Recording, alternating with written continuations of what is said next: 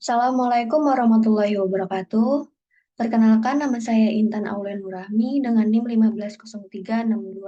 1503621017. Di sini saya akan mempresentasikan hasil tugas 2 saya dengan judul penyusunan dan kualitas butir tes. Tugas ini untuk memenuhi nilai tugas 2 mata kuliah evaluasi pembelajaran. Yang terhormat kepada Dokter Bapak Rian Arthur MPD.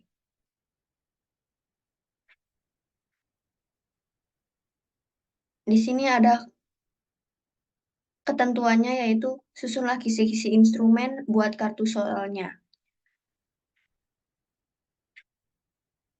Nah, pada tugas 2 ini, saya memilih kompetensi dasar, yaitu menganalisis jenis dan fungsi struktur bangunan berdasarkan karakteristik. Kisi-kisi instrumennya, kompetensi dasarnya yaitu menganalisis jenis dan fungsi struktur bangunan berdasarkan karakteristik. Adapun materi pembelajarannya, yang pertama yaitu jenis-jenis bangunan umum dibedakan menjadi dua, bangunan sipil basah dan bangunan sipil kering. Kemudian ada materi tentang jenis pekerjaan konstruksi sesuai UU Undang-Undang Nomor 18 Tahun 1999, dibagi menjadi pekerjaan arsitektur, sipil, pekerjaan mekanikal elektrikal, dan pekerjaan tata lingkungan. Kemudian ada materi tentang fungsi pokok konstruksi bagian-bagian bangunan, yaitu bagian-bagian dari konstruksi bangunan bawah dan bagian-bagian dari konstruksi bangunan atas. Kemudian ada pun juga indikator yang digunakan. Yang pertama, dalam materi jenis-jenis bangunan umum dibedakan menjadi dua, bangunan sipil basah dan bangunan sipil kering.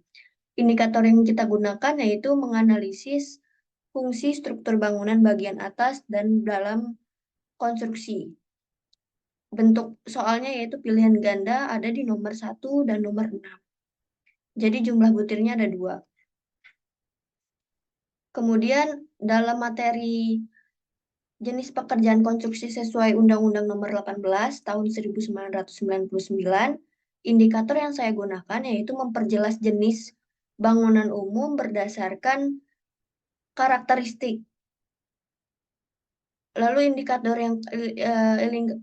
yang kedua yaitu merencanakan pekerjaan konstruksi sesuai dengan fungsinya. Dalam indikator ini bentuk soalnya yaitu pilihan ganda. Indikator yang pertama ada di nomor soal nomor 2 dan nomor 7. Kemudian yang kedua ada di nomor 3 dan di nomor 8. Jumlah soalnya yaitu 2. Kemudian di materi fungsi pokok konstruksi bagian bangunan. Indikator yang pertama yaitu menerapkan jenis konstruksi bagian-bagian bangunan.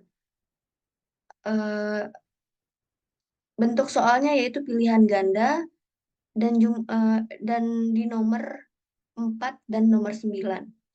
Kemudian indikator yang kedua menyesuaikan fungsi bangunan umum struktur bangunan. Bentuk soalnya yaitu pilihan ganda, ada di nomor 5, di soal nomor 5. Kemudian yang terakhir, indikator memeriksa kebenaran informasi dari permasalahan jenis pekerjaan konstruksi, pekerjaan sipil. Bentuk soalnya yaitu pilihan ganda juga, ada di nomor soal 10. Jadi jumlah butirnya yaitu 10 soal. Kemudian masuk kepada kartu soal. Kartu soal pilihan ganda.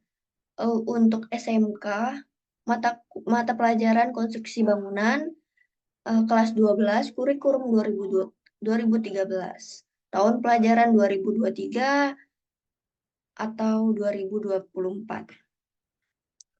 Jadi di sini ada nomor soal 1 dengan kompetensi dasar menganalisis jenis dan fungsi struktur bangunan berdasarkan karakteristik. Materi yang digunakan yaitu fungsi pokok konstruksi bagian-bagian bangunan, bagian bangunan bawah, bagian bangunan atas. Nomor soal.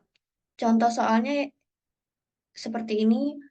Jadi ada gambar fondasi.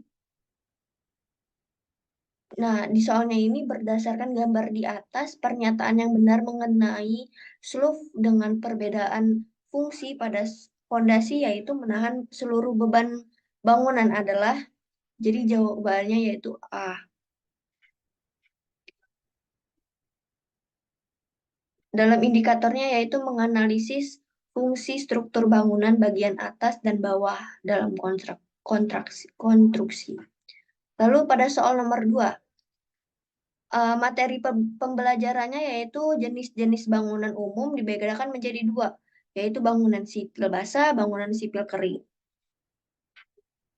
Indikator yang digunakan yaitu memperjelas jenis bangunan umum berdasarkan karakteristik. Contoh soalnya seperti ini. Jadi ada keberadaan suatu bangunan yang dibangun di mana pembangunannya berhubungan dengan air, dengan fungsinya sebagai penahan laju air. Jenis bangunan apakah yang dimaksud pada pernyataan tersebut? A. Sipil kering, kantor. B. Sipil basah atau bendungan.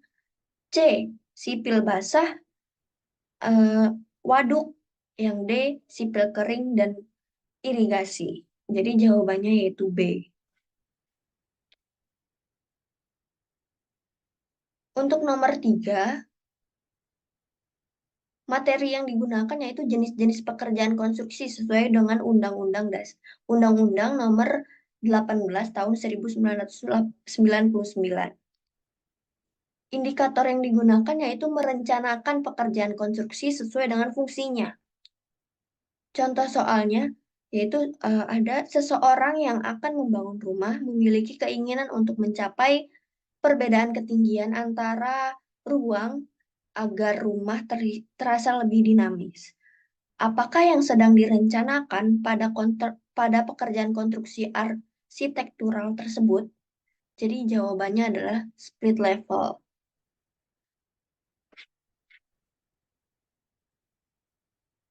Kemudian pada nomor 4, materi yang digunakan yaitu fungsi pokok konstruksi bagian bangunan bawah dan bagian bangunan atas. Indikatornya yaitu menerapkan jenis konstruksi bagian-bagian bangunan. Nah, ini contoh soalnya, rumusan butir soalnya. Jadi ada bagian dari konstruksi bangunan yang berada tepat di atas dinding yang berfungsi mengikat dinding dan meneruskan beban dari atap ke kolom merupakan pernyataan dari struktur titik-titik-titik. Jadi jawabannya yaitu bagian atas balok ring. Kemudian soal nomor 5. Di sini disuguhkan gambar. Nah, gambar di atas ini siswa-siswa harus mengetahui fungsi dalam konstruksi bangunan sipil basah ini karakteristiknya seperti apa. Jadi materi pembelajaran yang digunakan yaitu jenis-jenis bangunan umum, bangunan sipil basah, bangunan sipil kering. Jadi indikatornya yaitu menyesuaikan fungsi bangunan umum dan bangunan umum struktur bangunan.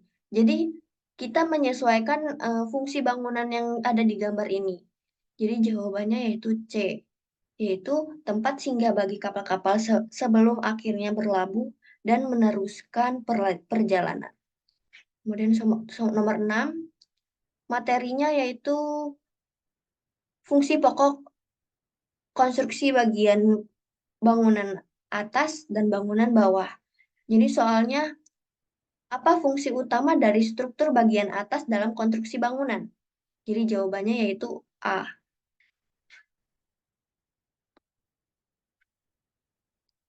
Soal nomor 7, materinya juga yang digunakan yaitu jenis-jenis bangunan, bangunan sipil basah, bangunan sipil kering. Jadi ini rumusan soalnya.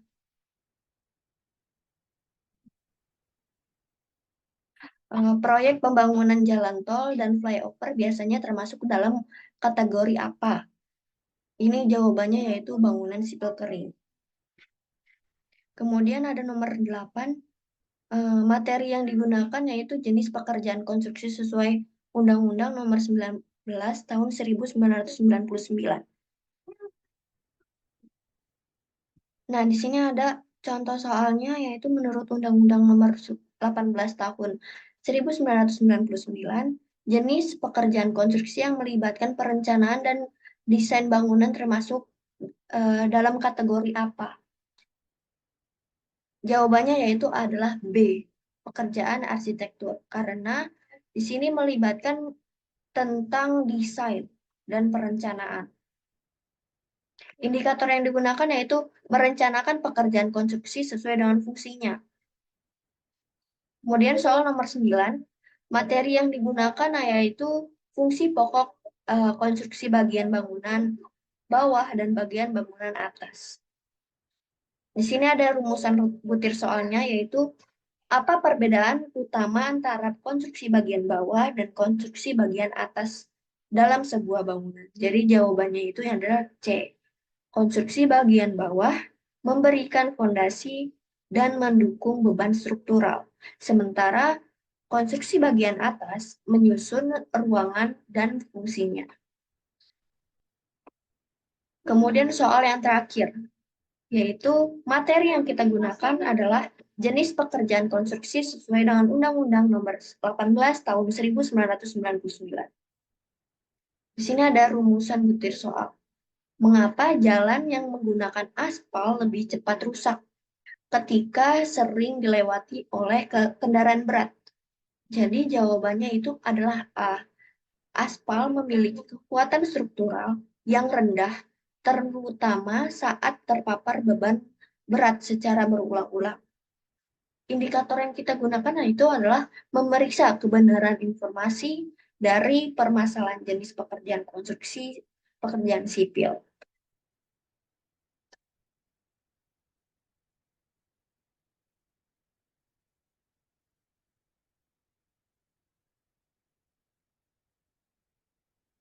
Jadi seperti itu penyusunan dan kualitas butir tes. Kisi-kisi instrumen dan kartu soalnya. Kurang lebihnya mohon maaf. Wabillahi taufiq walhidayah. Wassalamualaikum warahmatullahi wabarakatuh.